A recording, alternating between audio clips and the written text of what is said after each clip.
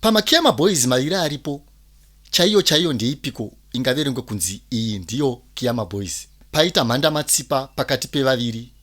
Wave mutanda wakachingama nekuti hapana achaonana nemumwe, atoo makara asionani. Nicholas Zakaria akashaya muna 2025 muna December. Ndobva asiya shirikadzi anova iye Margaret Gweshe. Ndiye akasara osimudzira chikwata cheKiyama Boys.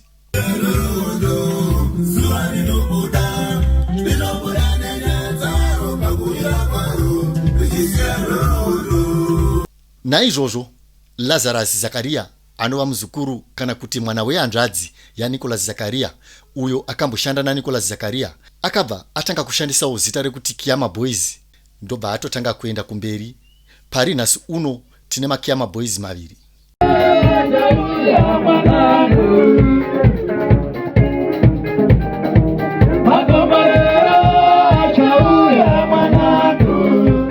Chii chakonzera kuti zvidai? Lumen, the long storyteller for all your old music stories, music history, and now stay tuned for more.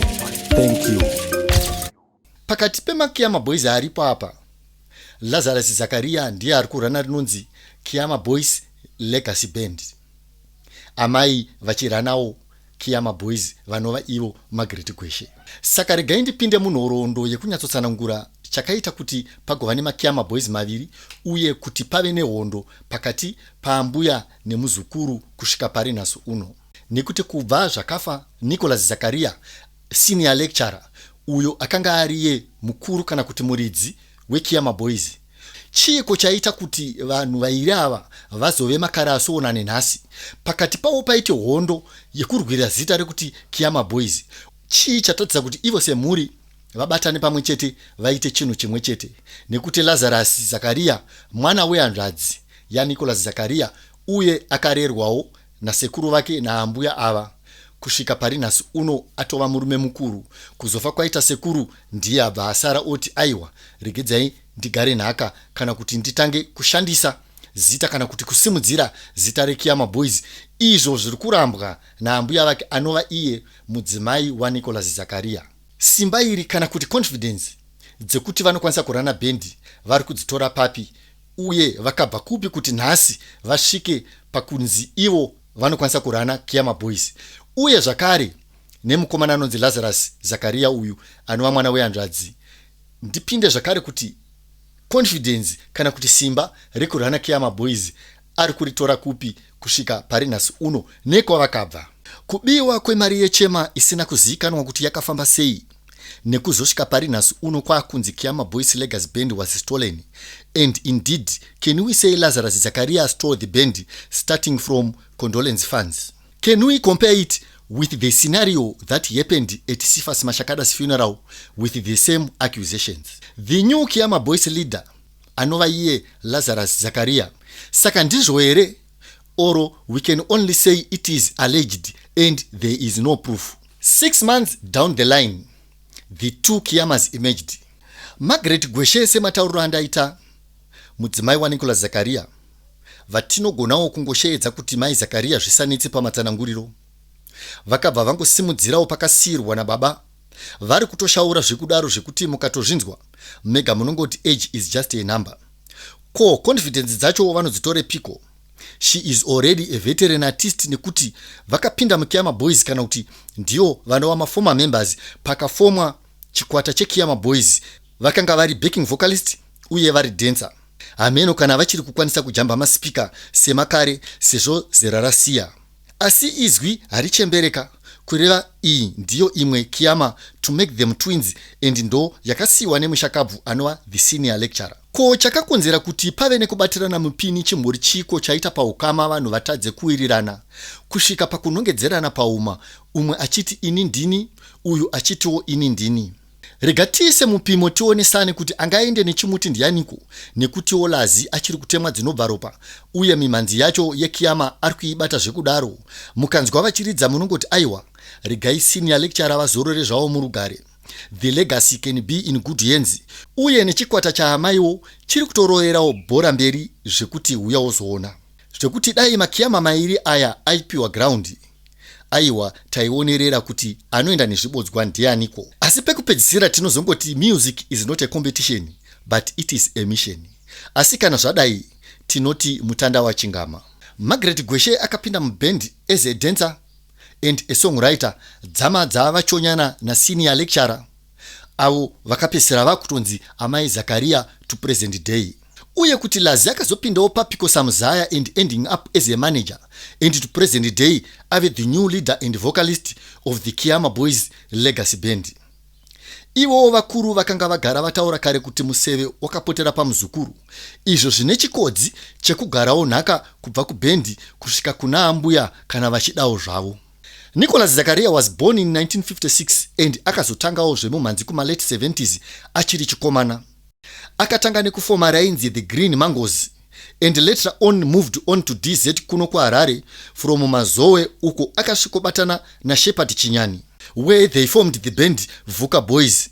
Vachizobudawo later on vachizotangawo chavo chikwata Kiyama Boys yaive naana The King of Jit uyo anova mushakabvu Tinei Chikupo, Alec Macheso nemushakabvu System Tazvida na Sifasi Karushanga uyo akashayawo zvakare.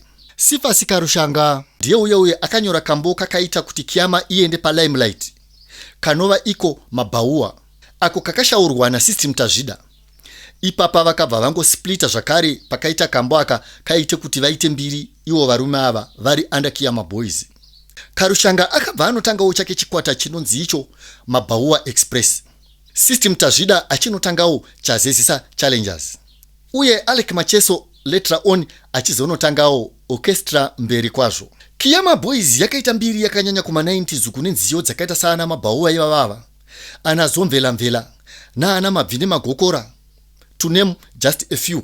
Margaret Gweshe history yake inotobvawo kure apo zvakare akamboshandawo nebendi rainzi Zero Kasongo Band ikubva kuma-early 80s ikoko. Iri bendi reKiyama Boys iri she claims kuti vakarifoma pavakanga vari based paBora Growth Point apo vaive necontract yekuridza ipapo vaina na Nicholas Zakaria na ana Tinei Chikupo na ivo ana Alec Macheso ava vakanga varipo vachiridza bass guitar uye achiita mabacking vocals muchikwata cheKiyama Boys ichi. Nziyo zhinji dzakaitawo mahitsi mai Zakaria vanoti ndiwo vainyora and to prove it vanotori nemacertificates ezimura iyo inonziyo Zimbabwe Music Rights Association rinova bato rinomirira vanonyora mimhanzi avo vanobhadharwa nemaredio and TV stations kuridzwa kwavanenge vaita. Saka ndo vanobatsira vaimbi kukolekta mari idzodzo ayo anonzi iyo maroyalties kunyange zvazvo ichizosvika dzaanzungu kuvaimbi. Saka Gogo Margaret ava vanoti ivo mukomana ngaagare arega zvake kuimba nziyo idzi dzaasina marights nadzo nekuti varidzi vakatanga nechikwata uye vainyora nziyo dzacho vachiripo. Izvi vanozvitaura vachifemera padenga nekuti vakati Boss Lazi havana kuda kuuya paround table kuti tionesane. Vakangomhanya kunotanga chikwata chekutorovera bhora kumberi vachisandisa zita nenziyo dzaaridzi iyo yavari kuti aiwa uku kwese uku kuparwa kwemhaka kuri kuitwa naLazarus Zakaria. Uye vaiti ndo vakamuendesa kuchikoro kubva iri ndumu dzamadza nhasi uno chava chigondora chava kutozvitungira. Semarevere andaita Lazarus mwana wehanzvadzi yaNicholas Zakaria akakura achiona zvose zvaiitwa nasekuru arimo mubendi. Dzamadza aitawo manager wechikwata ichi cheKiyama Boys. Kufa kwakaita sekuru akabva asimudzira pakasiwa nasekuru nekuti iye anoti sekuru vakagara vachingomuti iwewe ndiwo unofana kuti uzosara uchienderera mberi, even though he went to the band members dzakanga dzichimboshanda namadzibaba vasati vafa. Asi kuzofa kwakaita Nicholas Zakaria vakanga vasishashande nechikwata icho chakabva chanotorwa naLazarus Zakaria ndicho chaakabva atanga kushanda nacho achisiyira ambuya vake chikwata chakasiwa naNicholas Zakaria. Lazaro akutokwenenzvera kuridza gitare rairidzwa nasekuru vake to meet the standards and the years taken by the late veteran. We all expect him to reach the goal to expectation with the way he is performing. Zvechokwadi Lazaro akanyatsopiwa mukana semapirwo aakaitwa naSulu.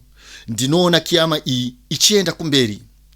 Saka ari kuti tichasimudza mureza weKiyama semasiyirwo ayakaitwa nasenior lecturer vachitoiendesa pamhando yepamusoro-soro.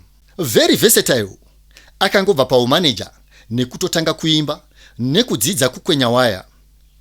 Bhendi racho rakasimba zvekuti uya uzoona. Akakombwa nema-black belts ega ega, besides vakanga vasishashande nasekuru vake. Kunyanyanyanya uyo murume anonziye Nasho Azati. Iyo inova mbiru yekuridza bass nema-backing vocals. Varimo vakomana ana Ezra Zakaria, ana Knowledge Kapfuti, ana Forget na ana Furau, to name a few, zvekuti dai God knows Lindirani anyatsobatikira, vakomana amai vanogona kuzvidemba. Zvino zvichapera seiko pakati pemakiyama mairi aya ya Bosslazi nea the veteran founder member and singer uyo akanga ari mutambi zvakare muchikwata ichi anova iye Margaret Gweshe, avo vanova Mai Zakaria. Avo vakati vakuita zvemagweta kuti Lazaro amire zvese zvaari kuita. Asi vakuru vakamboti imbwa mbiri hadzitorerwe nyama, nekuti vose vari vaviri kudai vakakosha pakuumbika kwechikwata cheKiyama Boys and to maintain the legacy left by the legend for him not to turn in his grave. As a family, ko Zakazaka nevamwe vakomadiko. Izvi zvinoda kungogarirwa pasi semhuri, vanhu vogara pasi voonesana, voita chisungo chimwe chete, nekuti Kiyama Boys tinoona ichienda mberi kuri kunzi vanhu vabatana. Sezvo Lazi achiri kutemwa dzinobva ropa, he is only 29, kureva kuti he has got a future yekuenda kumberi. Gogo variko kuma-60s ikokoku. Just imagine vakashanda vese, kureva kuti mukomana anopiwa manotsi chaiwo chaiwo.